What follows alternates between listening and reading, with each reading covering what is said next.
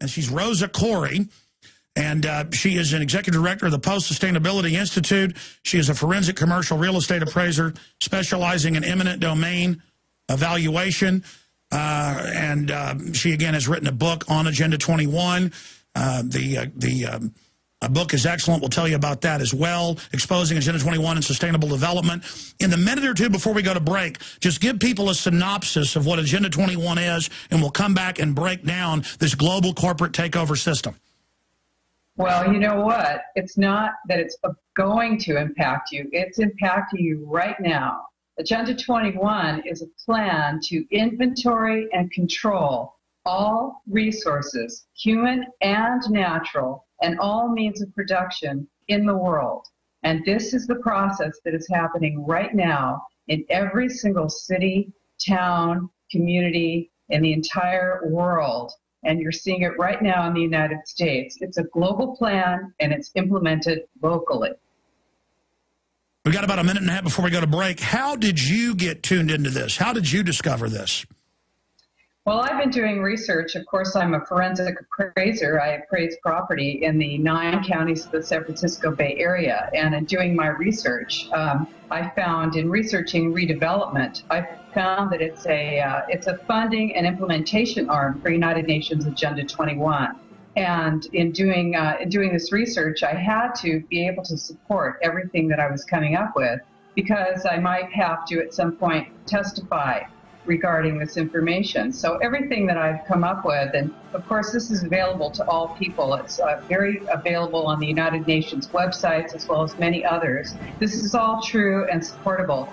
It's not a conspiracy theory, it's a conspiracy fact, and it's happening right now. It's happening right now through the zoning boards, all of it. It is so diabolical. I've been to the Smart Growth conferences. They admit this is total feudalism.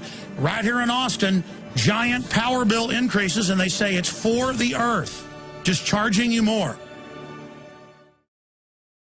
Nothing is going to affect your life physically, economically, like Agenda 21. It is the total takeover of society. Home inspectors, no more single-family homes. We've played that Plandopolis clip that they show in England to school kids, where everything you do is going to be monitored. You'll have to get authorization to travel, calorie credits. This is all official. In fact, 20 years ago, they called it at the Agenda 21 conference. That's where the term comes from that they had. Maurice Strong called it a post-industrial world. And 20 years later, they're about to meet again in Rio de Janeiro. Now, we've got Rosa Koire, who's author of Behind the Green Mask. It's available at Amazon.com. I'm going to order it in bulk and also carry it soon at Infowars.com. But we have a link to where you can find it at Infowars.com right now. She has really studied it. And again, I've got so many points I want to add to back her up. But I'm going to try to shut up and let her roll here now, coming up especially in the next segment, so she can really go into how it ties into everything. But please continue. Wow, well, great. You know, the thing is, this is not, as I said, it's not a conspiracy theory. It's a conspiracy fact. And back in 1987, the United Nations, the World Conference on, the World Commission on Environment and Development, stated that the environment was under attack, that the planet was being destroyed by human beings. And they came up with sustainable development. This is a concept. Now you've heard it everywhere, right? Sustainable. You've got sustainable yogurt now. But sustainable development is, the concept is that the needs of the present are developed without compromising future generations' ability to meet their own needs. So, of course, then they determined that, yes, everything we were doing now was threatening the ability of future generations to meet their needs. And that commission was sent out to come back with an action plan for the 21st century. And that's what Agenda 21 is. That's why it's called Agenda 21. It's the agenda for the 21st century. And this is, as I said, it's a plan to inventory and control you and everything that has to do with your life, everything having to do with the planet. So it's inventorying and controlling all water, all land use. We're talking about the potential of losing control of everything that we have, including our own bodies. And what you find with Agenda 21 is it's divided into two elements, which is smart growth and the wildlands. And what happened after, of course, we know that it was signed onto, Agenda 21 was signed onto by George H.W. Bush in 1992, and then it was brought back to the United States to be implemented here. Clinton, in 1993, established the President's Council on Sustainable Development, and that was made up of 12 cabinet-level secretaries, including defense, education, agriculture, energy, all of these, administrative level cabinet positions were all in on this, and along with, of course, our captains of industry like Ken Lay from Enron, Dow Chemical, and then you have the environmental groups as well, Natural Resources Defense Council and others. And they all got together and they said, how are we going to get Agenda 21 into every single town, city, state, county in the entire United States? So they decided that they wanted to focus on controlling land use. And what they did was they gave a multi-million-dollar grant to the American Planning Association. And they said, can you guys come up with a plan for us that we can get into every planning Stay department? right there. Let's explain how. That's why there's global standardization. That's why the exact same system worldwide is being set up. They admit they're doing it. Now, Homeland Security, just 2 weeks ago, was at Davos and said they're going to run sustainability. It's a war for sustainability. Incredible. We're going to break down how it's already affecting you and how it's going to affect you straight ahead.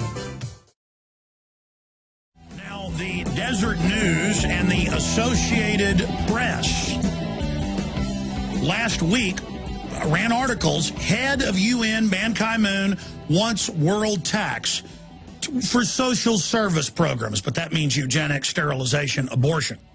But there he is announcing that they want this world tax. In fact, we'll put that on screen for prisonplanet.tv viewers. If you're a radio listener, which is the majority of our audience that listens on XM and over 100 AM and FM stations, you can simply type in UN leaders consider world tax to fund social protection services. Oh, well, it's for the children. Here's another one at Infowars.com with a direct link to the World Development Report funded by the World Bank. Suggests that once they've imploded the economy, go read it, and made people dependent, that to get your welfare check, the sterilization van will arrive at your home and sterilize you. 1984 World Bank report contemplates sterilization vans and camps for those to make it sustainable. The 1996 Sustainability UN Biological Diversity Assessment, I have it in my film Road to Tyranny screenshots, actually says use war to reduce population and calls for putting sterilants in the water, just like White House science czar John P. Holdren does. By the way, they're already adding it. It's called sodium fluoride. It reduces fertility, gives you a 7-fold increase in bone cancer alone. And we just earlier showed you the UN's own site where, in fact, I have another article right here. UN panel says retool world economy for sustainability, and the UN will decide under treaty what you can do. And now when I go in restaurants, they say, are you sure you want water? It's not good for the earth. Meanwhile, the major corporations can do whatever they want. They can release GMO, toxic waste. None of that's a problem. It's about teaching you you're bad. So as the World Bank says, by taxing carbon, what you exhale, they can control all human activity. And they always point a camera at a smokestack releasing water vapor on a cold day, just like when you breathe and say, oh, look, it's toxic waste. Nothing's coming out of the coal plants, but water vapor and carbon dioxide. So you control everything that way, but then you also say all human activity is bad, and the bureaucrats, under global standardized rules, they will decide everything you can do. Now, as my guest pointed out, it's going to get a lot worse under this, and California is the model. Austin's kind of a satellite of that. But you're already living under this. So she's got the floor for the rest of the hour. She is just an amazing researcher and author of Behind the Green Mask. We have a link at Infowars.com to where you can find it. I'm going to carry this book on our online video bookstore. It's so amazing. And again, the reason she blows me away is when I heard her on the radio for an hour the other day, everything she was saying I knew was true, but the way she was tying it together. And again, it's so frustrating when you know criminals are taking over while selling you that they're saving you. It's so sick. You just want to beat them. And it's Nazism. The Nazis said the earth was overpopulated and they were going to have environmentalism. It's about a power grab. So Rosa, Koire, Executive Director of Post-Sustainability Institute, a forensic commercial real estate appraiser, break down again briefly for those that just joined us what it is, the global standardization, and how they're controlling our local towns and cities to openly just triple charges for water, quadruple charges for power, to pay mega corporations like Ken Lay, who came up with the plan. You've got the floor.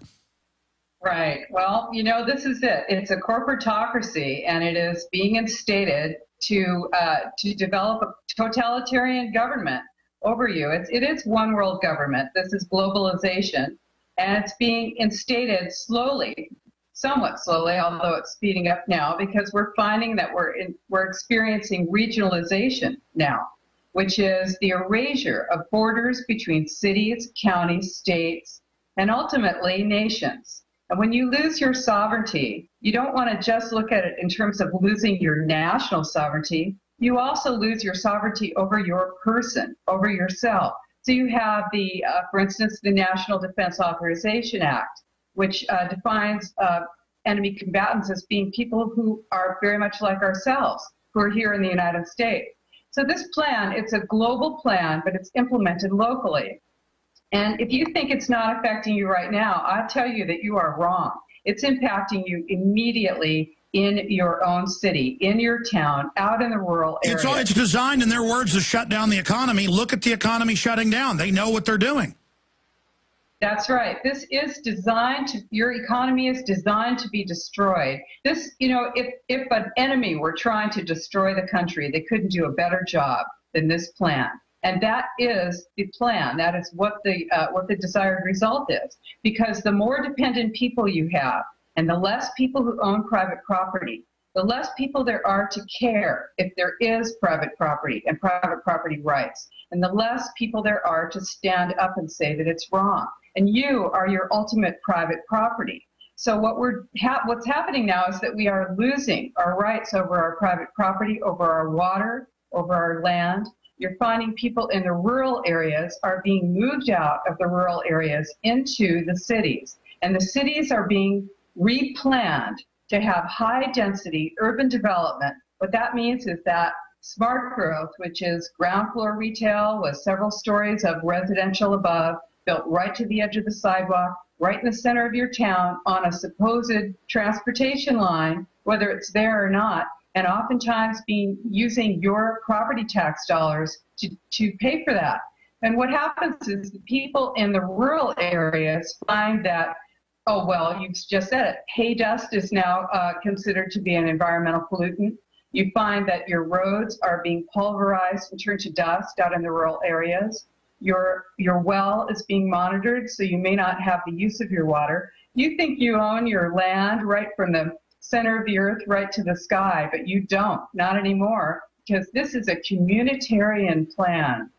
It's the plan that actually balances individuals' rights against the rights of the community. In this case, we're talking about the global community, and the individual always loses. And the bureaucrats always decide. You know, the part you were breaking down is how these regional governments end up getting the tax money, so the local government becomes a total vassal, and now they have actual corporations in Rhode Island, in Michigan, and other areas saying no city council, period, anymore, and we're going to triple your water to pay it to ourselves, even though it's a foreign corporation, and it's not even a free market. This isn't privatization. It's just pure hijacking. And then the actual Austin City Council said, we're going to give you 20 to 80% increases on power. It's for the earth. Yeah, that's right. You see community aggregate, energy aggregation, where, you know, now your town is supposed to be going into the energy business, and they're going to put up a big solar array, and you're going to be paying for it. And this is the way that they sink your economy. When you look at it from that point of view, high-speed trains are a total failure and a way to lose your total control over your ability to spend your transportation dollars, because there's never going to be enough money for those high-speed trains. And this is a way to enforce regionalization. They are a building block for mega regions, and we have those right now in the United States.